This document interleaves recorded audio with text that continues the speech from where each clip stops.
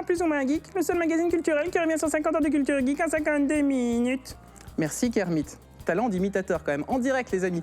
Alors, ce nouveau numéro, on va l'ouvrir avec une petite date, comme je fais d'habitude. Et cette fois-ci, ça sera 1991, c'était la date de sortie du premier jeu avec Sonic.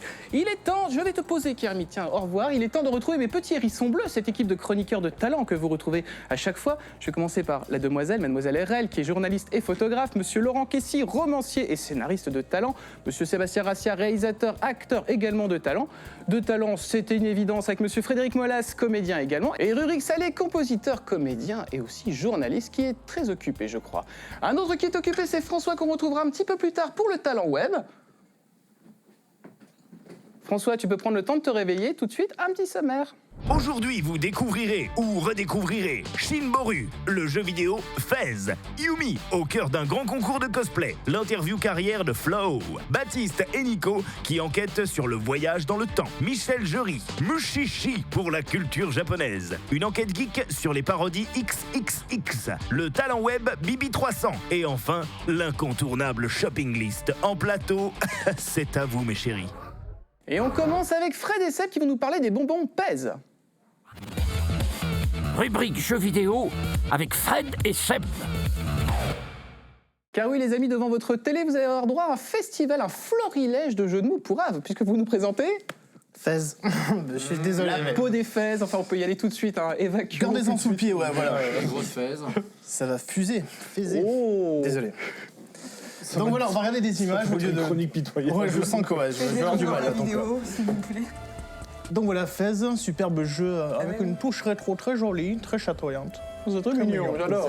Regardez bien, analysez bien un peu ce qui se passe parce que là je peux pas trop expliquer le gameplay. Enfin, une fois que je vais décrire, Bah si, ça tourne, donne des c'est effets de une rotation, plateforme ouais, en voilà. 3D. Enfin en 3D. rotation là. voilà. C'est un Rubik's Cube. Et voici le fameux Fez, le Wow. chapeau. Ça le Fez. Ça le Fez, exactement, voilà. C'est grave. On démarre comme ça, on incarne un petit personnage qui s'appelle Gomez. Je ne sais pas pourquoi. Ça rime tout avec est Fez. en aise. Je sais pas. Et il y a un grand chamboulement, il y a le monde 2D et 3D qui rentrent en collision, il y a une espèce de cube doré géant qui éclate et il faut récupérer des petits fragments qui sont disséminés dans des mondes comme ça. Et il faut évoluer dans ces mondes comme ça en faisant des rotations, des translations, je ne sais pas si c'est le Et terme ça se fait exact. automatiquement ou c'est... Non, on utilise les gâchettes de la manette Xbox parce que ouais, le jeu n'est sorti que sur Xbox 360, il est sorti sur le Xbox Live Arcade, c'est-à-dire en téléchargement exclusif. Et voilà, on utilise justement les gâchettes gauche et droite de la manette Xbox pour faire pivoter le décor. Il y a des plateformes selon le point de vue qui s'alignent et qui fait que ça crée un chemin. Donc on peut évoluer, monter et récupérer ces fameuses petites pièces dorées qui sont cachées dans la map. Fred ? Concrètement, ça veut dire que quand tu es dans un environnement 2D, quand tu arrives devant un obstacle, tu te dis merde, je peux plus avancer. Mais souvent, le fait de basculer en 3D te permet de dégager d'un autre point de vue, une autre solution. Voilà, etc. ouais. C'est comme ça que tu solutionnes en fait l'évolution. Enfin, quand tu grimpes pour pouvoir récupérer ces fameux fragments. Il y a aussi, ça débloque aussi des passages. Par exemple, s'il y a une porte cachée derrière la perspective, le fait de pivoter comme ça, on peut faire apparaître une porte. Et ensuite, on rentre dans cette porte et puis on avance dans une autre salle pour évoluer encore dans Ça le me fait monde. penser à Paper Mario un peu. Oui, Ouais, c'est mais vrai, c'est ce que complètement, j'allais c'est dire. exactement ouais. la même chose. C'est le seul jeu que je connaisse. C'est pas une super évolution en ça, dans le sens où des jeux qui ont déjà utilisé ce concept de jouer un peu avec la perspective existaient déjà.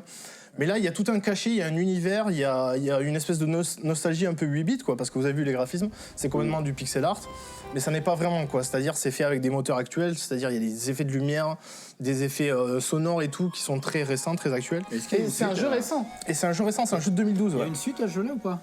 Non, non, Vas-y. voilà. Ah, peut-être une vanne parce que si on a vu les deux, J'allais revenir attendre. Une paire de Fez. Une paire de Merci Laurent, m'a volé ma blague. C'était quoi Le compteur, s'il vous plaît. Voilà, ça, je c'est sais nul. plus. Allez, Voilà. on C'est Balancez pour le Laurent, bas, du coup. Et il est de quelle Il est pas origine étudiant, le jeu il est canadien. C'est développé par un Canadien qui s'appelle Phil Fish.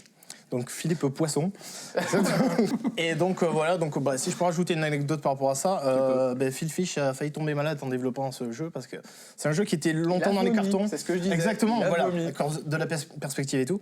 Et d'ailleurs, on peut retrouver des infos par rapport à ça. Il y a un docu qui a été fait par rapport à ces jeux-là. Enfin, il y a toute une flopée de jeux indés qui sont sortis comme ça sur le Xbox Live et d'autres plateformes, comme Super Meat Boy et Bread. Je sais pas si ça vous parle. Si, oui. Et parce qu'il y a un documentaire qui est sorti qui s'appelle Indie Game The Movie et qui parle de la création. On voit Phil Fish parler de l'évolution de la création de FaZe, des créateurs de Super Meat Boy et des créateurs de Bread. Donc c'est super intéressant, je vous conseille de voir ce film. Eh ben, écoute, on va presque aller le voir tout de suite, hein, j'ai envie de dire. De toute façon, on retrouve Yumi pour un inside. C'est le premier inside de Yumi dans ce plus ou moins geek. C'est l'occasion d'aller voir un film. On la retrouve à Japan Expo en Belgique où elle va nous plonger au cœur d'un concours de cosplay. On se retrouve juste après. Plongé au cœur d'un grand événement. Voici l'Inside. Salut à tous, on est donc à la Japan Expo Belgium pour s'occuper un peu de cosplay. Donc à la Japan Expo, à Bruxelles, on peut trouver de tout. Donc ça passe du tuning par la cuisine, le style vestimentaire, les jeux vidéo, de toute façon il y a tout. Et surtout les sélections belges pour l'European Cosplay Gathering qui va plus nous intéresser. Bienvenue à l'European Cosplay Gathering, un grand concours de cosplay. Et comme son nom l'indique, il se déroule en Europe. Ce concours regroupe 11 pays. Mais avant d'entrer dans le vif du sujet, faisons un petit tour du propriétaire. Bon bah on va aller voir les stands cosplay. F210, alors, c'est où? Chers amis, je l'annonce, Yumi est paumée. Ah ouais, il faut le passer et l'entrée c'est un peu après.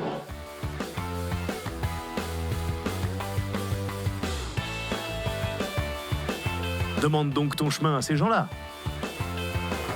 C'est les méchants dans Tortue Ninja. Ils sont trop cool. Deutsch also? Nein? Nein. Kein Deutsch? Nein. Okay. Ein bisschen. Then it becomes English. Okay. Ok. Un souci, Yumi? Je parle pas anglais. That activity is actually just a tutorial to get more people to do it because I find it always amazing if somebody walks around in something more complicated than a Naruto or a Bleach character. But in my spare time, I try to make everything from those things, from old shows like Teenage Mutant Ninja Turtles, like I do now, the Power Rangers, Transformers, all stuff from the 80s. I'm just trying to introduce more people into this kind of stuff and to teach them that something like that doesn't have to be expensive. Tu vois, Yumi, les méchants des Tortues Ninja sont finalement gentils. Oh, un bébé cosplay. Le cosplay n'a vraiment pas d'âge. Comme j'y connais pas vraiment grand chose à tout ce qui est règlement, l'organisation du concours, et ben on va essayer de trouver les membres du jury pour qu'ils nous expliquent tout ça.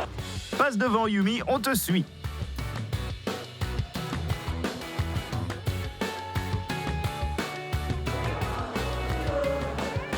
Participants, ils doivent s'inscrire via le site Bicosplay, puisque c'est ici la sélection belge. Et Bicosplay, c'est l'organisateur qui s'occupe pour les participants en Belgique. Ils ont un mois pour s'inscrire, mais ils ont tout le temps avant, naturellement, pour déjà se préparer. Et dès que l'inscription est validée, ils peuvent venir ici pour nous montrer leurs prestats. Alors les étapes pour l'Eurocosplay sont une sélection qui se passe sur scène avec une prestation scénique où on juge surtout la prestation et ensuite les cosplayers reviennent en backstage et on va vraiment noter tout ce qui est costume, détails, poser des questions sur comment ils ont créé leurs costumes, les détails, les accessoires. Déjà un costume complètement fait main. Oui, tous les costumes doivent vraiment être entièrement réalisés à la main, que ce soit les bijoux, les accessoires, les armures, les épées. Voilà. Souvent il y a beaucoup de travail aussi sur les perruques. On peut avoir des détails aussi au niveau des ornements. Dans toutes les allées de Japan Expo, on trouve de nombreux cosplayers. Vous vouliez du cosplayer? En voici. Okay. Donc est-ce que vous pouvez nous parler un peu de vos costumes? Alors c'est les Chevaliers d'Or de Senseiya. Donc mais c'est la version Lost Canvas, c'est pas la version que tout le monde connaît. Donc là c'est Dégel du Verseau. Moi je fais Cardia du Scorpion et là c'est Alba Fika du Poisson.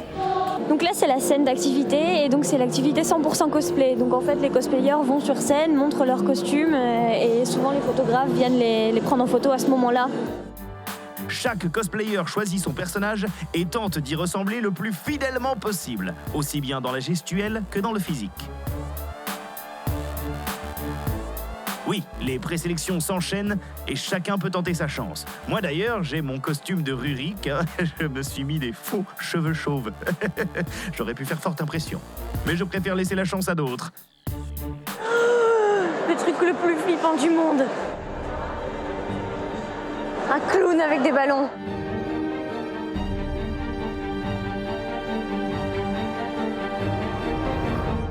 Et moi, les amis, je serais curieux de savoir en quoi vous seriez cosplayé. Moi, il y a eu un vote Bayonetta, donc, mais j'attends toujours le costume. Nous, il y a des limitations physiques, Ouais, on voilà, n'a pas trop le choix, on n'a pas un panel Le cosplay super est énorme. très ingrat avec les gens qui sont un peu gros comme ça, donc à part Boubou, je vois pas. Pikachu, peut-être, je ne sais pas. Pikachu, pas mal. Moi, j'aimerais bien faire Tintin, mais que si Rurik fait Milou. Je vois bien ce que tu veux lui faire à ton chien. Moi j'aimerais bien être cosplayé en bouteille d'eau, quand les filles auraient chaud, et ça se pergerait comme ça. Voilà, eh ben écoute, on va s'asperger avec un petit peu toi parce que c'est à ton tour d'entrer en scène. Rubrique cinéma avec Rurik. Alors j'ai décidé de vous parler d'un film qui est certainement l'un des trucs les plus surprenants que j'ai pu voir dans ma vie. Et Dieu sait que j'ai vu des choses surprenantes, par exemple ces deux gens tout nus, mais aussi d'autres choses. Et réel tout nu, c'est encore plus surprenant. C'était le même soir. On va voir quelques images.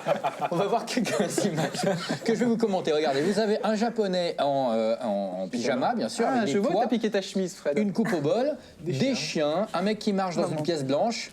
Et là, tu te dis, est-ce qu'ils ont monté en parallèle deux films qui n'ont rien à voir ?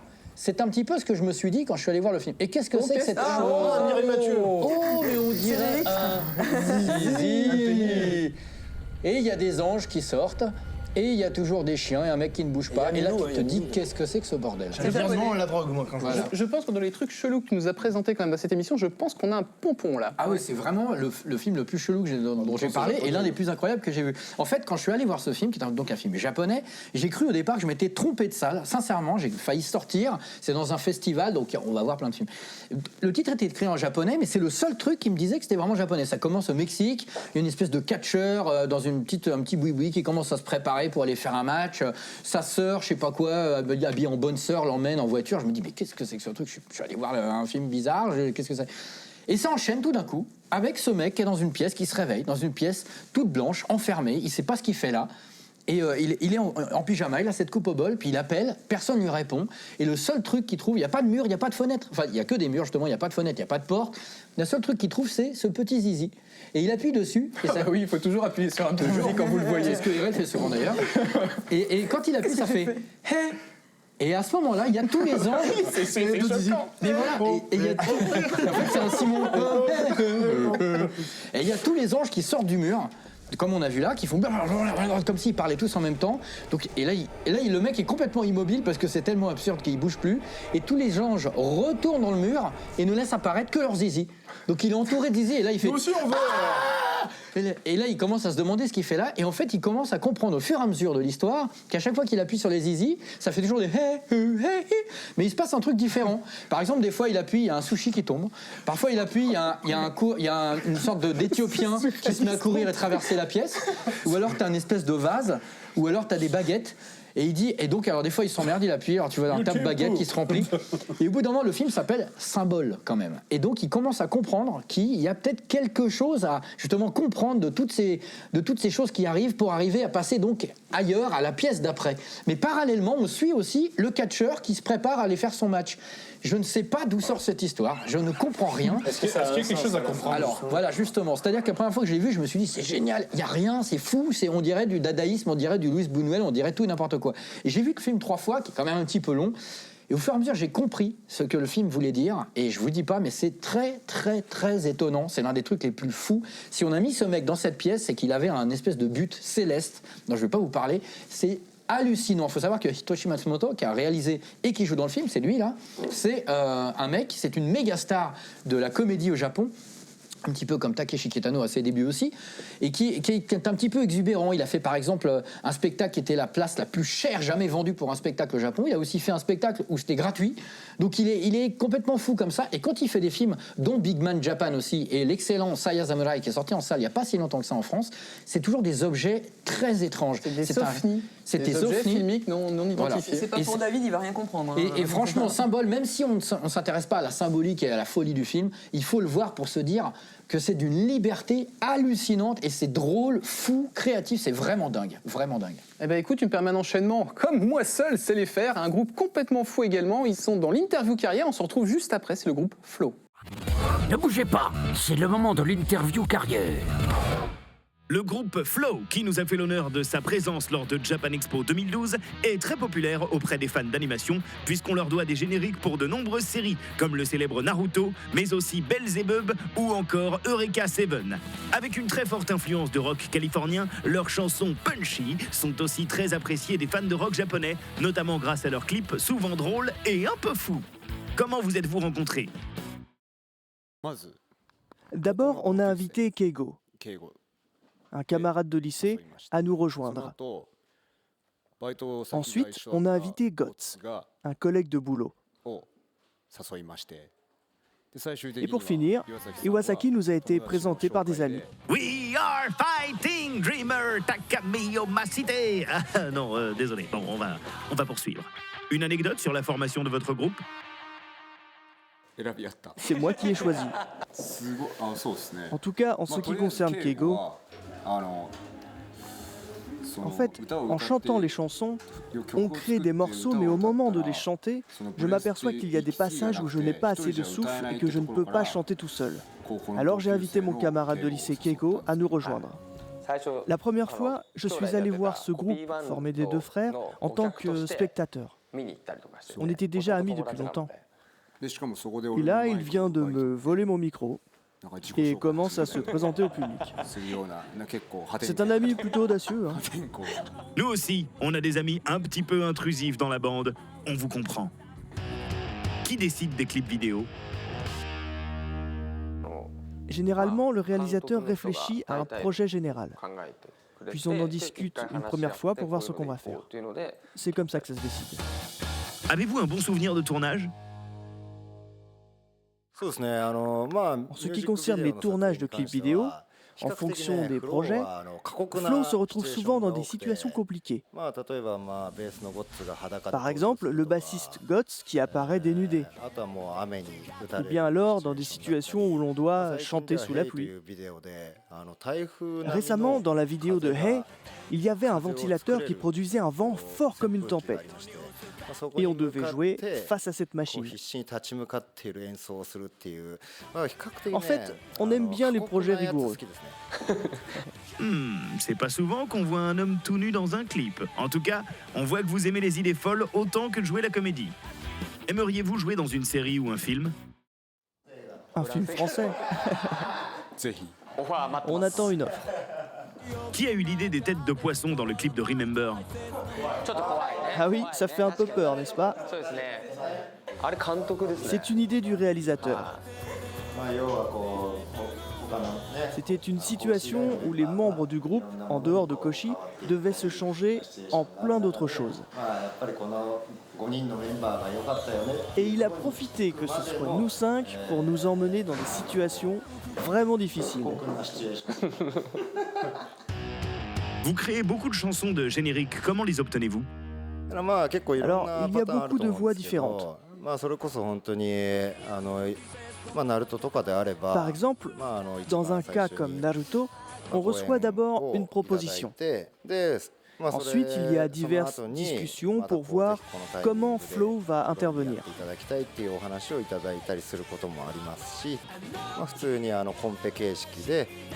Sinon, on participe normalement à des compétitions où on nous demande de créer un morceau pour un anime.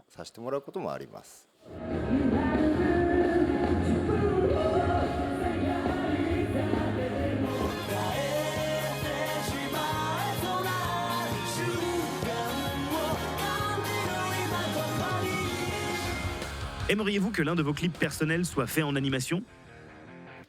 Ah, j'aimerais bien essayer un jour, oui. Mais c'est quelque chose qui prend pas mal de temps. Pensez-vous que la barrière de la langue soit un problème? En tant que parolier, on y pense, oui. Mais c'est vrai que du fait des concerts qui augmentent à l'étranger, je ressens que la musique arrive à passer au-dessus du mur de la langue. Et cette fois, c'est pareil, avec le live en France. Donc ça ne m'inquiète pas vraiment. Même si la langue est différente, finalement, nous sommes tous les mêmes êtres humains. Je me dis toujours que la musique est capable de surmonter ça. Quelle est votre plus grande fierté?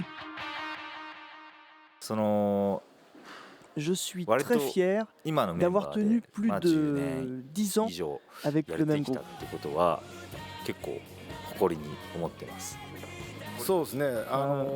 Le fait d'être arrivé jusqu'ici, le fait de recevoir le soutien des fans, à la fois du Japon et du monde entier. Je suis très fier de tous nos fans. Oui, moi aussi je pense la même chose. Je ne suis pas arrivé ici tout seul, donc les autres membres du groupe, évidemment, mais aussi tout le staff qui nous entoure, les fans qui écoutent notre musique et nous soutiennent. Je suis très fier des liens qui unissent toutes ces personnes. Bonjour, nous sommes Flow. Regardez Plus ou moins geek. Merci les gars, nous aussi on est fiers de nos fans et on leur fait plein de bisous, mais pas sur la bouche. Non mais attends, faut pas exagérer quand même. Est-ce que tu étais toute nue en découvrant ce groupe? Non, non, d'ailleurs, je les ai interviewés habillés aussi.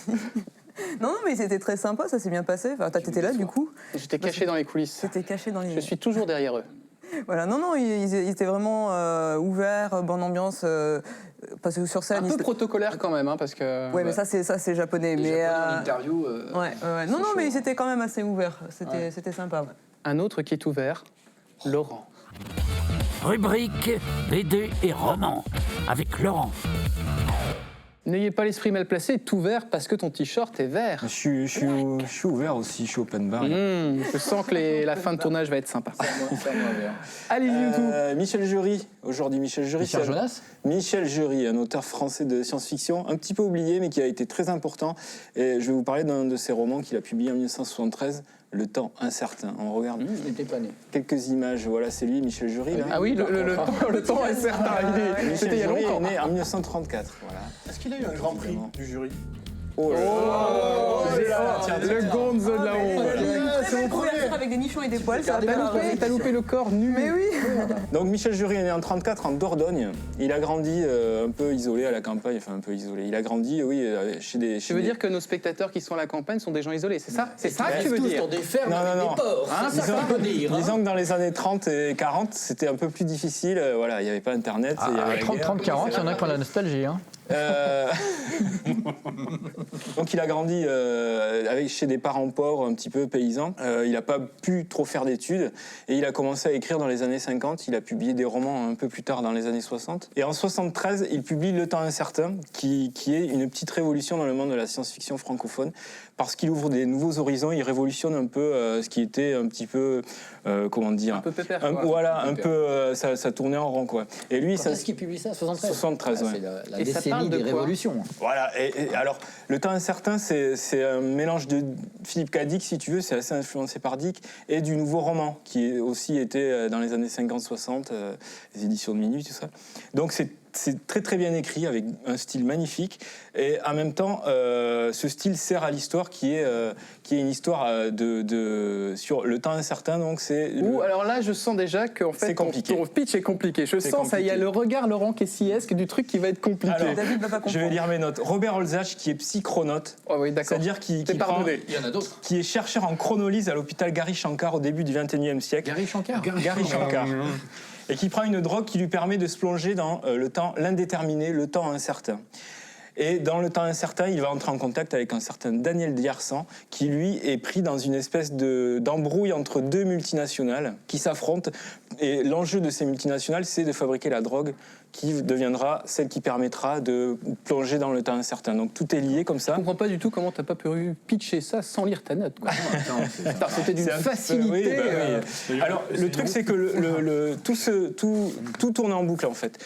Daniel Diersan a un accident, il va voir toujours son chef. Tu veux dire des boucles comme ça? Oui. Et l'histoire reprend à chaque fois, il y a des petites modifications. Donc c'est une boucle, mais à chaque fois un petit peu modifiée. Et l'histoire avance comme ça. Ça a l'air hyper compliqué.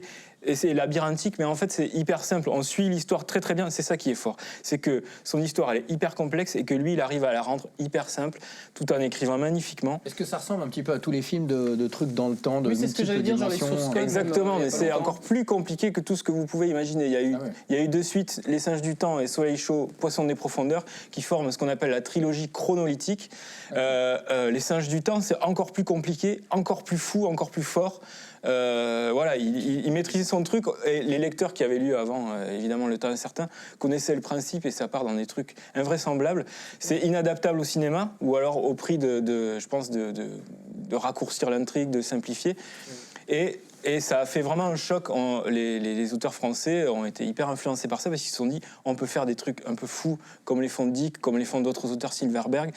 Et ça marche. Et d'ailleurs, ça a tellement bien marché, ça a tellement eu du succès. C'est un des rares romans de SF française qui a été traduit aux États-Unis, en Angleterre et aux États-Unis, sous le nom de Chronolysis. Voilà, C'est rare que la SF française soit traduite. Très très rare. Oui, Mais les Américains ne savent pas lire. Ah oui, c'est vrai. Les Américains, ils ont assez de romans de SF. Voilà, ils n'ont pas besoin d'aller en chercher ailleurs.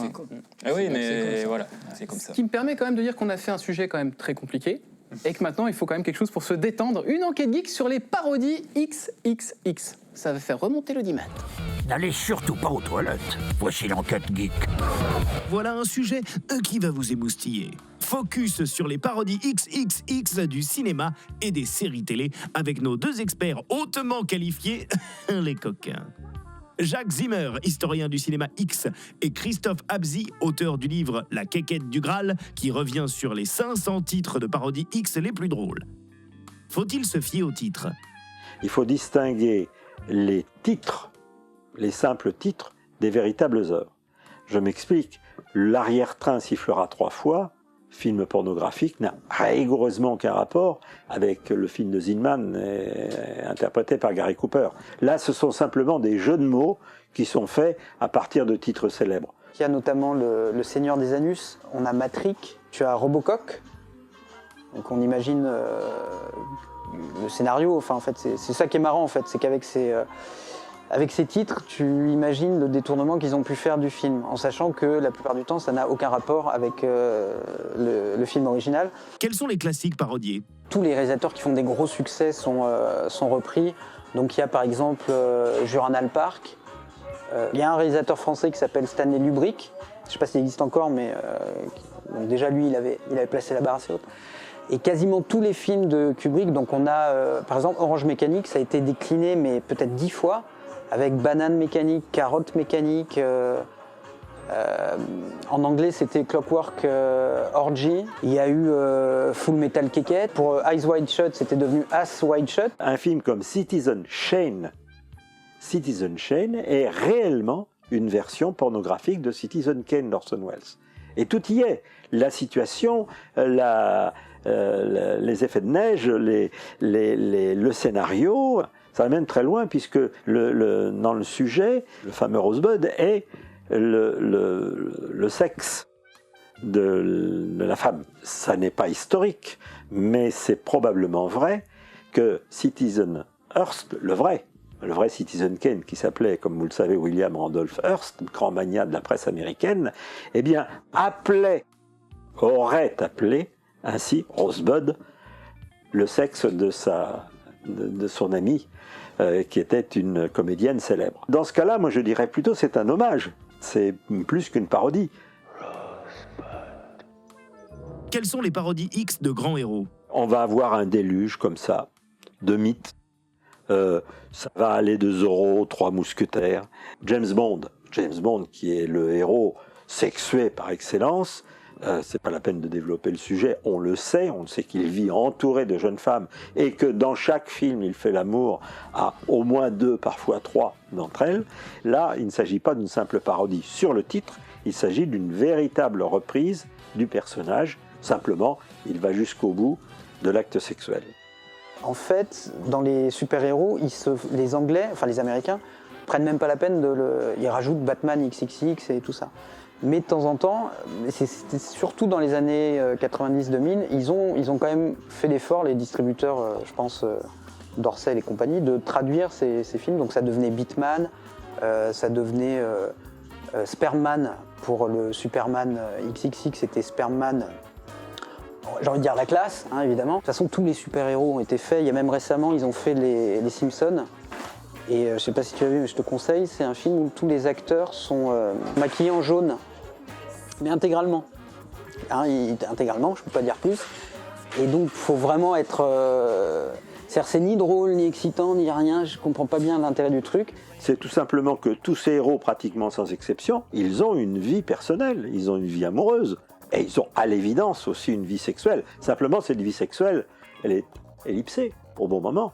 On ne va pas faire le fondu au noir, on ne va pas faire le panoramique vers le feu de cheminée, et on va montrer que tous ces personnages, bien entendu, ils ont un sexe et qu'ils savent s'en servir. DSK a apporté lui-même sa pierre à l'édifice puisque l'affaire du Carlton a donné lieu à de nombreuses parodies. Et je pense qu'ils cherchent vraiment à surfer sur l'actu, donc là c'est ce qu'ils ont fait. Sachant que c'est pareil, dès qu'il y a un film qui marche, ils essaient de le parodier dans la mesure du possible. Là c'était une affaire tellement énorme, puis ça s'y prête quoi. Un vieux mec qui sort avec plus ou moins toutes les filles qu'il croise, enfin qui sort. Hein, voilà. C'est du pain béni pour l'industrie du X. Faire un film sur l'affaire DSK, un film pornographique sur l'affaire DSK, me paraît extrêmement délicat. Parce qu'après tout, il faut avoir le respect de, comme on dit, de la présomption d'innocence et le respect de la chose jugée. Moi, personnellement, je ne peux avoir que d'immenses réticences à l'idée qu'on parodie un peu grassement, on va dire, un personnage bien en vie et surtout dans la situation où il se trouve actuellement. Avant de finir, si vous êtes fan de séries, allez donc jeter un œil sur Friends XXX, Seinfeld XXX, Scooby-Doo XXX ou encore The Office XXX. J'adore les séries. Et moi j'ai ma petite préférence, c'est Scrubs XXX, dont le film qu'en fait reprend le début du générique de la série télé, sauf que du coup les médecins qui se succèdent à l'écran ont des protubérances mammaires assez importantes. Et moi je tiens à dire qu'il y a une parodie X de Sébastien Rassia, c'est Ron Jérémy. Voilà. Oh. Et il nous tarde la parodie X du joueur du grenier. C'est vraiment, faut qu'elle arrive. Alors, qu'est-ce que tu as fait Alors, si chez vous avez la parodie X du joueur du grenier, vous pouvez nous l'envoyer. On sera ravis de la diffuser dans l'émission. Notamment. Voilà, notamment. DVD au pire, ouais. Je crois qu'il est temps de faire un bond dans l'histoire et les nouvelles technologies avec Nico et Baptiste, qui cette fois-ci enquêtent sur le voyage dans le temps et se retrouvent juste après. Dans le temps. Rubrique Histoire, les nouvelles technologies avec Baptiste et Nico. Alors patron, sur quoi vous voulez qu'on enquête aujourd'hui? Les voyages dans le temps. Ok, c'est parti.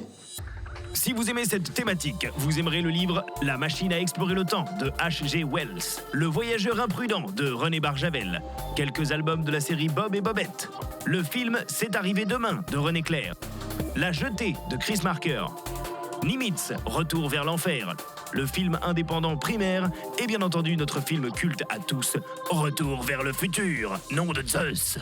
Bon patron, on a pu finir l'enquête sur le voyage dans le temps, et si tu permets Baptiste, je vais commencer. Merlin, un personnage haut en couleur, reconnu, qui a été utilisé dans certains films, comme les films de Walt Disney par exemple. Donc d'après mes recherches, le voyage dans le temps, la première fois où il est évoqué, c'est au XIIe siècle. Pas avant, aucune trace. Pendant l'époque des Chevaliers de la Table Ronde, pendant Lancelot du Lac, c'est la seule et première fois où on va mentionner le voyage dans le temps dans l'histoire. Alors pour moi, patron qui fait des investigations, mon Merlin un petit peu à moi, c'est Stephen Hawking. C'est un scientifique qui est spécialiste des trous noirs, qui a été multi-nobelisé, multi-récompensé et qui est totalement handicapé puisqu'atteint d'une SLA, il communique par l'intermédiaire de son ordinateur.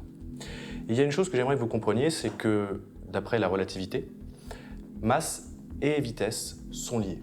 Ainsi, lorsque vous voulez déplacer un objet vite dans l'espace, il doit être de plus en plus gros. Je vais vous parler d'un deuxième point. Les Celtes. Tout le monde connaît les Celtes. Tu les connais, je les connais, on sait exactement leur histoire, mais il y a peut-être quelque chose qu'on ne connaît pas. Ils étaient convaincus qu'il était possible de voyager dans le temps ou dans des dimensions parallèles par le biais de leur tombe. C'est assez extraordinaire quand même. Ils imaginaient qu'en ouvrant un cercueil, en rentrant dedans, on pouvait passer dans un monde parallèle ou voire même voyager dans le temps. Imaginons donc le cercueil des Celtes, à l'intérieur duquel vous vous situeriez. Si vous voyagez avec ce cercueil à une vitesse proche de celle de la lumière, vous vous rapprochez de la vitesse la plus rapide de l'espace. Ainsi, en voyant le temps comme une dimension, le temps est lui aussi en déplacement à cette vitesse, puisqu'il ne peut pas aller plus vite que la vitesse de la lumière. Si vous vous déplacez dans ce cercueil et que vous vous rapprochez de la vitesse de la lumière, vous vous rapprochez donc de la vitesse du temps. Et vous ralentissez le temps. C'est comme ça qu'on peut voyager dans le futur. Alors moi, pour rebondir, parce que c'est assez... on parle de voyage dans le temps. L'opération Philadelphia, qui est une opération top secrète américaine, qui a inspiré d'ailleurs un film et un livre. Cette opération consistait, par ses créateurs, dont l'un était Nikola Tesla quand même, à faire disparaître les bateaux aux éco-radars, voire même les faire se déplacer. Quelle magie plus intéressante et plus surprenante pour les militaires que de faire une telle chose. Pour corroborer l'existence de cette opération, au moment où l'opération a été déclenchée, le bateau aurait été vu à la baie de Norfolk, 400 km de la baie de Philadelphia, puis revu instantanément en arrière à la baie de Philadelphia. Les corps des marins du bateau auraient été soudés à la masse du navire. Est-ce que le temps s'est chevauché? Est-ce que l'opération a raté? En tout cas, cette opération a existé. Imaginez que le voyage dans le temps soit réalisable. Comment le prouver? C'est très simple.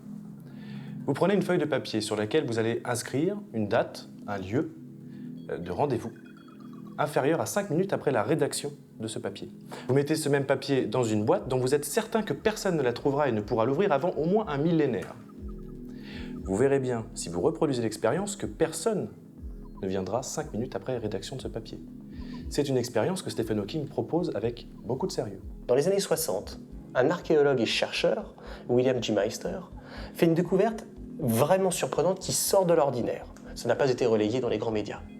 On découvre une empreinte de chaussure humaine dans une roche. Cette empreinte est datée à 280 millions d'années jusqu'à 320 millions d'années. La fourchette est relativement vaste, mais on n'arrive pas à la préciser. Pourquoi? Parce que les mollusques et les trilobites qui sont à l'intérieur de cette empreinte nous permettent de la datifier vaguement, mais pas précisément. Ce que ça démontre, c'est qu'il y a bien quelqu'un avec une chaussure moderne qui a marché sur notre Terre il y a plus de 300 millions d'années. Voilà patron, vous avez tous les éléments en main, nous espérons qu'ils seront utiles à l'organisation. Et on retrouve tout de suite RL avec la rubrique culture japonaise. Rubrique culture japonaise avec RL. Ma série coup de cœur de ces 8 dernières années, l'indétrônable, elle s'appelle Mushishi. Voilà. Donc le plus simple, c'est qu'on regarde des images de la version en animé. Alors, Mushishi. Voilà, il y a de très très beaux décors. Non, c'est vraiment une très belle production. Ça a été fait par un petit studio qui s'appelle Artland, qui n'est pas spécialement très connu. Voilà. Donc on va sur l'histoire de Ginko, en fait, c'est l'homme aux cheveux blancs. Gin, c'est le caractère de l'argent, donc je pense que ça doit jouer. C'est elle n'a pas vraiment daté son histoire. La mangaka, elle s'appelle Yuki Urashihara. Et ça a l'air d'être un Japon médiéval, un petit peu entre vers l'ère Meiji. Mais il y a des histoires qu'elle considère comme se passant dans l'époque moderne. Et c'est vrai qu'on le sent. Il y a un moment où on se dit, on pourrait voir un téléphone portable, ça choquerait pas en fait. Alors que ça a l'air vraiment il y a des images très étranges déjà qu'on a vues à l'instant. Oui, le pied qui est pris par le corbeau. Il y a des scènes qui sont hyper impressionnantes. Vraiment. C'est des trucs avec des effets. C'est déjà impressionnant dans le manga, mais l'adaptation est très bien faite pour ça. L'animé est vraiment très beau. Alors le design du personnage est un peu particulier, c'est pas très mangaesque comme on a l'habitude avec les gros yeux, les trucs comme ça, c'est un trait un petit peu dur. Les dessins du manga sont super beaux, je vous le fais passer. C'est vraiment une très belle œuvre des deux côtés. Donc moi je conseille à tout le monde de lire les deux, même si c'est les mêmes histoires, des histoires qui sont indépendantes. Et donc on suit l'histoire de Ginko, c'est un mushishi, donc c'est un chasseur de mushi en quelque sorte. Les mushi, un mushishi, c'est un chasseur de mushi. C'est un médecin itinérant comme il y en avait à l'ère Edo, etc. Donc il se promène avec sa grosse hotte dans le dos. C'est pas le Père Noël. Et il va soigner les gens qui sont plus ou moins parasités par des mushis. Donc ce sont des êtres qui sont un peu avant les premières formes vivantes. Donc c'est ni végétal ni animal, c'est plus ancien que l'amibe, la bactérie, etc. Des genres de bactéries. Un peu, ouais, mais sauf que c'est pas des choses qui sont vraiment visibles. Il y a que quelques personnes qui arrivent encore à les distinguer. Et elles parasitent les êtres vivants. Donc il y en a par exemple qui vont manger les sons et la personne va devenir sourde. Et Louis Pasteur n'a rien fait là-dessus. Non, il a rien. Quel feignasse. Voilà. La caractéristique de Ginko, c'est que c'est un des rares personnages de l'histoire qui ne prend pas part pour les Mushi ou pour les humains. Il essaie toujours de trouver un arrangement pour que tout le monde puisse cohabiter ensemble. C'est un peu la Suisse. Alors que d'habitude, ils éradiquent les Mushi au profit des humains parce que c'est l'espèce forte, etc. Donc du coup, on a des histoires qui sont très matures, qui sont très humaines aussi. On voit les réactions des gens, on voit leur parti pris. Ils ont tendance à mettre en avant leurs propres avantages ou vraiment penser qu'à eux ou au contraire penser aux autres. Il y a vraiment plein de choses comme ça que quand... J'ai une question, combien de tomes? Alors, il y a 10 tomes en papier, 26 épisodes en anime. Mais les Mushi, c'est quoi? C'est une forme de vie immatérielle? Voilà, c'est un peu ça. C'est une forme intelligente de vie? Non, c'est vraiment un peu comme un insecte. Le caractère d'origine, c'est le caractère de l'insecte. Voilà, qui a été simplifié, mais c'est ça. C'est marrant cette obsession pour les insectes au Japon. Il y a plein de trucs. Oui, c'est vrai. Ouais. C'est le scarabée, je trouve ça dégoûtant. Et par là, en fait, on a une vue aussi du spiritisme japonais.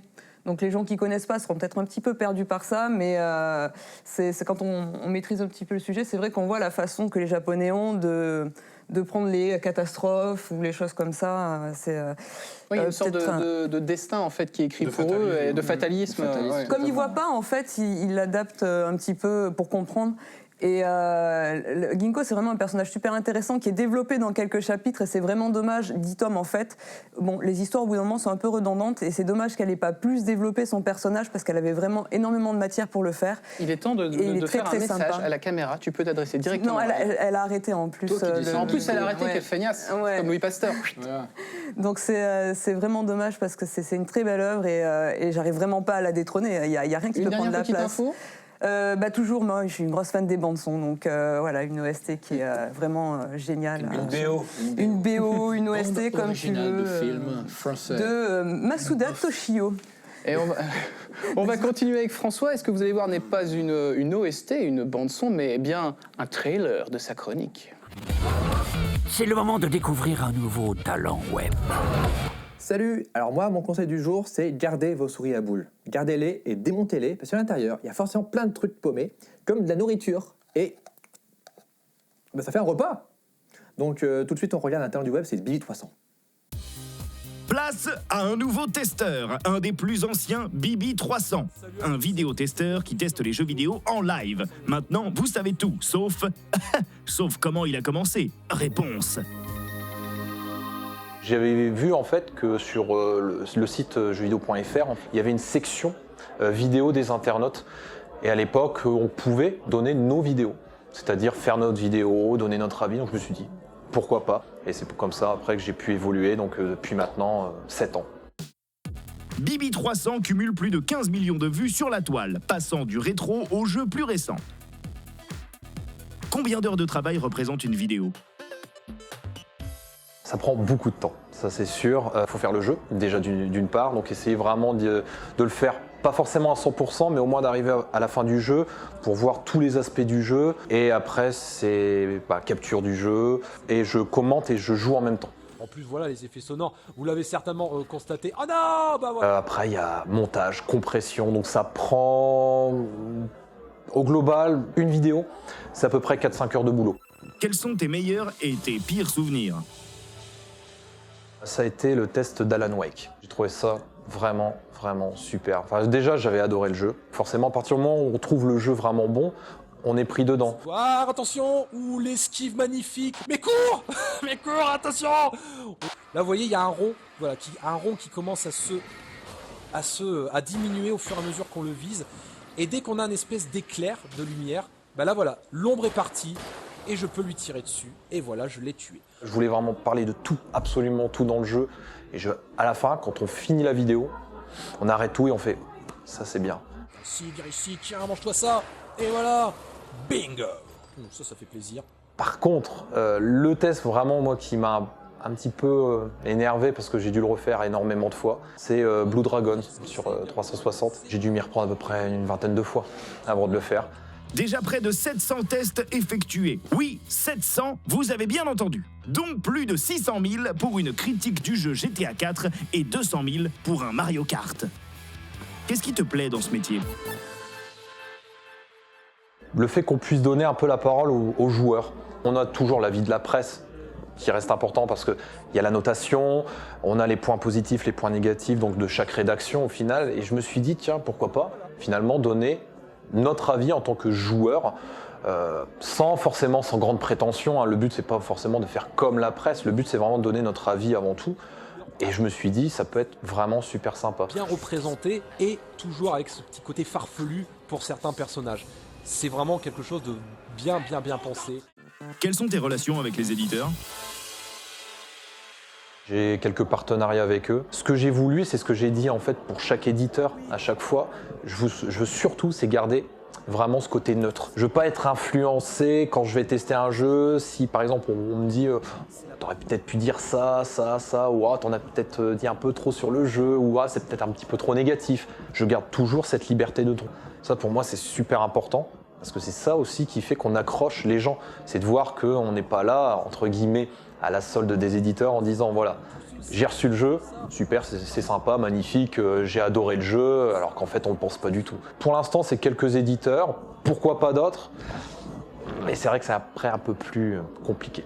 Bon, et parfois, elle vient te parler pour dire de la merde, juste pour te faire chier. Voilà, tout simplement. Comment élabores-tu ta critique ? Le cycle de base, c'est quand je commence un jeu, je remarque tout de suite ce qui va et ce qui va pas dans le jeu. En fait, maintenant, ça devient une habitude. Et puis, moi, je garde ça en tête, en fait. J'essaye, comme je l'ai dit, de faire de manière improvisée. Et puis après, je décide, en fait, de mettre la vidéo à un moment donné donc sur le site. Hein. Ou plutôt les sites des grandes plateformes que David appelait Geekmotion et Geektube. Alors, Left 4 Dead, c'est un principe, autant dire, très primaire. C'est-à-dire que le but, c'est tout simplement d'avancer et de tuer et de tirer sur les zombies. Où est-ce que tu te vois dans 3 ans ? Je vis au jour le jour. Je sais très bien que je ne ferai peut-être pas forcément ça pendant encore des années ou des années. Tout dépend si après ça peut évoluer de manière professionnelle. Moi, le principal, c'est vraiment de faire ce que j'ai envie de faire aujourd'hui et le plus tard possible. Et pour la 700e, Bibi s'est lâché. Oh le bougre. À bientôt pour ses nouveaux tests.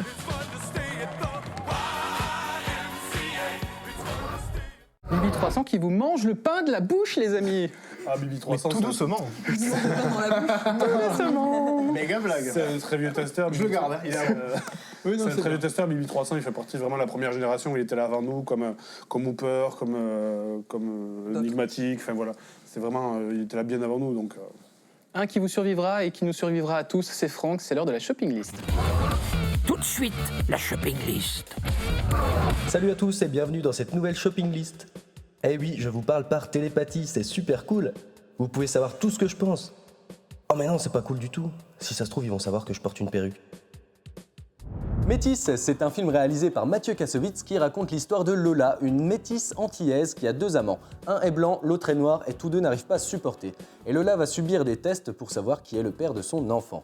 Si vous voulez savoir la fin, c'est moi le père. Ouais. The Confession, une série courte écrite et réalisée par Brad Meerman avec Kiefer Sutherland et John Hurt. Ce sont des épisodes d'une dizaine de minutes qui parlent d'un tueur en série qui vient se confesser dans une église. Et cette série se pose beaucoup de questions sur la vie, la mort, est-ce que Dieu existe, est-ce qu'il est là, il est où, il est ici, oh il est là-bas, non c'est qui, mais pourquoi, où, quand, comment, plein de questions. Ninja Gaiden 3 Razor Age est disponible sur la Wii U. C'est un jeu d'action sanglant plaçant le joueur dans la peau de Ryu, un ninja dont l'habilité n'est égale que la maîtrise de katana. Cette fois-ci, c'est à Londres que notre trancheur va jouer de l'épée du dragon face à de belliqueux terroristes.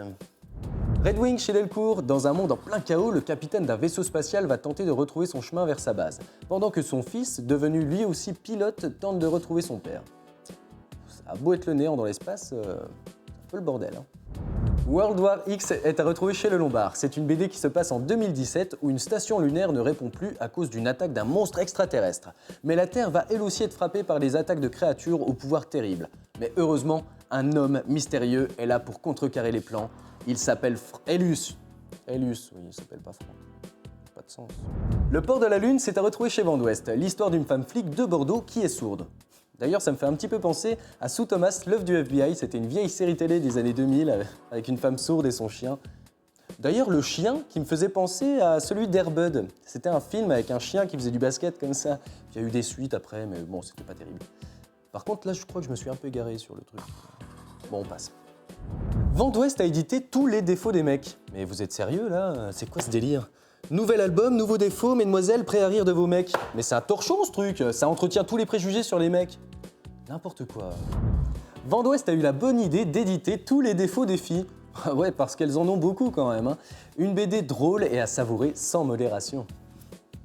Coloc Party, c'est à retrouver chez Bambou, une BD sur 5 personnes qui sont en colocation et ils vont vivre plein d'aventures ou plutôt de mésaventures. C'est pas non plus transcendant, mais j'aime bien Monsieur B qui est l'auteur et le dessinateur de cette BD. Je vous conseille également Isabellae chez Le Lombard, l'histoire d'une fille aux cheveux rouges comme le sang qui n'est autre que la fille d'une sorcière irlandaise et d'un grand samouraï et qui voyage à la recherche de sa sœur disparue. Bon, moi je dis une jolie femme rousse, samouraï et sorcière à la fois, je ne peux qu'approuver cette BD. Un peu machiste, non ? Bizarre. Black Crow chez Glénat, l'histoire se passe en Nouvelle-Écosse en pleine guerre d'indépendance américaine. Un homme au nom de Black Crow se glisse entre les lignes anglaises pour se venger d'un commanditaire qui n'a pas respecté les termes de leur étrange contrat. Glénat réédite une perfecte édition de Kenshin le Vagabond. Un format plus grand, une couverture brillante, les 2 premières pages en couleur, une traduction améliorée. Donc autant vous dire que si vous avez les anciens mangas, vous embêtez pas à racheter ceux-ci. Night of Sidonia chez Glénat, une histoire qui se passe dans un futur lointain où la Terre a été détruite par une race supérieure et où les derniers survivants humains parcourent le confin de l'espace depuis 1000 ans. En bref, c'est une œuvre qui parle beaucoup de technologie futuriste et qui va bien au-delà de la présence de mechas. Mechas qui, je le rappelle, sont des trucs mécaniques. Enfin, des robots, quoi. Voilà, la shopping list c'est terminé. Vous pouvez toujours m'envoyer vos coups de cœur à cette adresse. Quant à nous, on va retrouver l'équipe de Plus ou Moins Geek. Ah, ma perruque me gratte, je sens qu'elle est mal mise. Bon, moi, il faut que j'aille chez le perruquier. Il est le moment de passer au plus. À qui allez-vous donner un petit plus pour sa chronique, les amis RL? Moi, Fez, je voulais déjà y jouer, donc voilà, il me le faut. Donc tu n'as pas joué? Mais j'ai pas encore, non, je peux pas tout prendre. Hein. Ah bah écoute, Laurent? Moi aussi, pour Ron Jeremy, ouais, j'ai trouvé ça, ça a l'air bien ce jeu. Seb? Moi, je suis très curieux de lire Mushishi. C'est pas moi qui l'ai écrit, hein. C'était RL. C'était RL. Fred? Je vote pour Laurent parce que personne ne vote jamais pour lui, c'est triste. Il a jamais gagné une seule fois, je crois. Rurik? Moi, je suis fan de Fez, bien sûr, tout le monde le sait, mais je crois que je vais voter pour Mushishi parce que j'aime beaucoup ta description. Moi aussi, j'ai envie de me plonger dans Mushishi. Ne serait-ce parce que c'est ce côté un petit peu spiritisme que j'aimerais bien voir un petit peu. Et ça y est, il est temps de sortir les mouchoirs. L'émission est finie, mais vous savez très bien que vous pouvez poursuivre l'aventure sur les réseaux sociaux tels que Geekbook. Geekter, je t'ai pris en four, mais tu as réussi. Il y a une appli Geek que vous pouvez télécharger, comme ça vous serez au courant de toutes les news concernant l'émission. Il y a un forum, il y a un site, venez réagir, venez débattre, venez, je sais pas, insulter Laurent, Fred, Seb, RL, et Rurik. Et David Non, vous pouvez vous passer de moi. Moi, je suis là en touriste, hein, j'arrive, je regarde, hein, monsieur. Allez, 2 petites choses avant de se quitter. N'oubliez pas qu'il n'y a pas d'âge pour se revendiquer plus ou moins geek et qu'un bon geek est un geek curieux. Allez, bye bye. Ciao.